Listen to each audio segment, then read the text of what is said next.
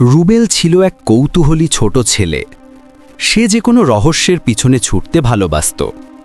একদিন সে বনের কাছে খেলতে গিয়ে ঝোপের ভেতর আলো ঝলমল করতে দেখে। সে ভয় পেলেও এগিয়ে গেল। একটু পর দেখতে পেল এক ছোট্ট ধাতব বল মাটিতে পড়ে আছে। বলটি নিজে থেকেই কাঁপছিল। রুবেল সেটি হাতে তুলতেই বলটি খুলে গেল। ভেতর থেকে একটি টিনির মতো ছোট রোবট বের হয়ে এলো। রোবটটি বলল, আমি রোবো, আমি পথ হারিয়েছি। রুবেল অবাক হয়ে জিজ্ঞেস করল, তুমি কোথা থেকে এসেছ?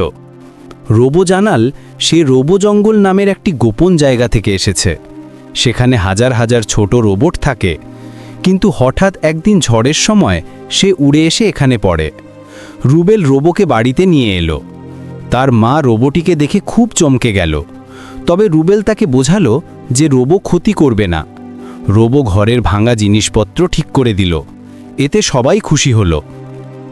কয়েকদিন পর রোবো তার বাড়িতে ফেরার পথ খুঁজতে শুরু করল। সে জানাল, রোবো জঙ্গল খুঁজে পেতে আলোক মানচিত্র দরকার। রুবেল তাকে মানচিত্র বানাতে সাহায্য করল।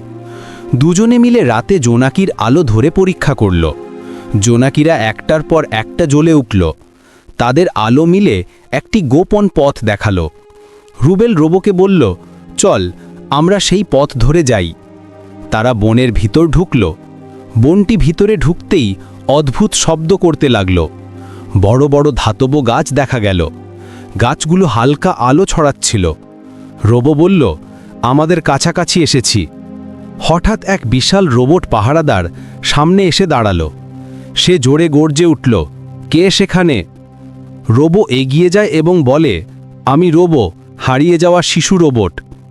পাহারাদার কিছুক্ষণ তাকিয়ে থাকে, তারপর বলে, তুমি সত্যি ফিরে এসেছ। সে রুবেলের দিকে তাকিয়ে স্মিত হাসল। পাহারাদার বলল, মানুষ হয়ে তুমি বড় সাহস দেখিয়েছ। তারা দুজনকে রোবো জঙ্গলের ভেতরে নিয়ে গেল। ভেতরটা চমৎকার, সব রোবট নানা কাজ করছে। রোবো তার পরিবারকে পেয়ে খুব খুশি হলো। তারা রুবেলকে ধন্যবাদ জানালো। রোবো রুবেলকে একটা ছোট ধন্যবাদ ব্যাজ দিল। ব্যাজটি স্পর্শ করতেই আলো জ্বলে উঠল। সেখানে লেখা, হিউম্যান হিরো। রুবেলের মুখে হাসি ফুটল। রোবো বলল, তুমি চাইলে আবার আমাকে দেখতে আসতে পারো। পাহারাদার রুবেলকে নিরাপদে বাড়ি পৌঁছে দিল।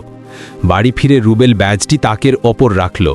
সে বুঝল একটা অ্যাডভেঞ্চার শেষ, কিন্তু সামনে আরও আছে।